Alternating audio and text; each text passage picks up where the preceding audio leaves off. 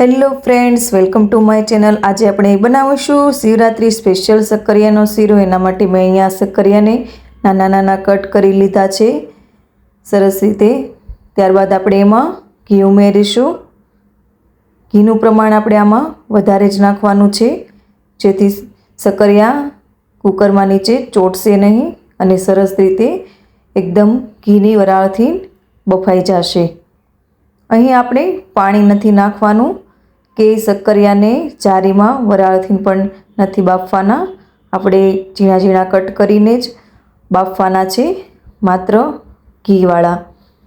ત્યારબાદ આપણે તેને ઢાંકણ ઢાંકી દઈશું। હવે એકદમ ધીમા ગેસે તેને થોડીવાર ચડવા દઈશું। ત્યારબાદ આપણે એને ચેક કરી લઈશું। અહીંયા આપણે 50% જેટલા શક્કરિયા બફાઈ ગયા છે અને જોઈ શકો છો નીચે ઘી પણ નીકળી ગયું છે। આ શક્કરિયાનો શીરો એકદમ સરસ મીઠો થાય છે,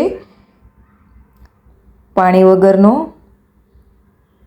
જોઈ શકો છો સરસ કંઈ પણ ચોટ્યું પણ નથી નીચે શક્કરિયું અને સરસ રીતે બફાઈ જાય છે। ત્યારબાદ ફરીવાર થોડીવાર આપણે એને બાફવા માટે મૂકી દઈશું અને સરસ રીતે અહીં બફાઈ ગયા છે આપણા શક્કરિયા, એકદમ સરસ રીતે બફાઈ ગયા છે। જોઈ શકો છો ફક્ત વરાળથી જ બફાણા છે, એકદમ ધીમા ગેસે। આપણે આની સીટી પણ નથી કરવાની, ફક્ત ઘી જ ઉમેરવાનું છે તો બફાઈ જાય છે અને નીચે જરા પણ ચોટ્યું નથી અને સરસ રીતે બફાઈ ગયા છે આપણા શક્કરિયા।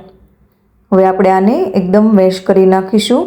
જો આ રીતે તમે શક્કરિયાનો શીરો બનાવશો તો છાલ ઉખેડવાની કે તેમાં રગું પણ નથી રહેતી, એટલે ખાવામાં પણ એક પણ રગ નહીં આવે। આ રીતે ઝીણા ઝીણા કટ કરીને બાફશો તો સરસ રીતે બફાઈ ગયા છે આપણા શક્કરિયા અને સરસ માવો પણ તૈયાર થઈ ગયો છે। હવે આપણે એમાં સ્વાદ પ્રમાણે ખાંડ નાખીશું, જેટલું ગળ્યું ભાવતું એ પ્રમાણે ખાંડ નાખી શકો છો। ત્યારબાદ અહીં મેં થોડું ગરમ દૂધ લીધેલું છે, તે પણ આપણે ઉમેરીશું। દૂધનું પ્રમાણ તમે ઓછું વધતા લઈ શકો છો, જેટલી ઢીલો અથવા જાડો ખીરો જેને ભાવતો હોય તે રીતે આપણે લેશું દૂધનું પ્રમાણ। અહીં આપણે થોડું વધારે દૂધ ઉમેરીશું, સરસ રીતે મિક્સ કરી લેવાનું છે। આ રીતે જો શીરો તમે એકવાર બનાવશો તો એકદમ સરસ મીઠો બનશે।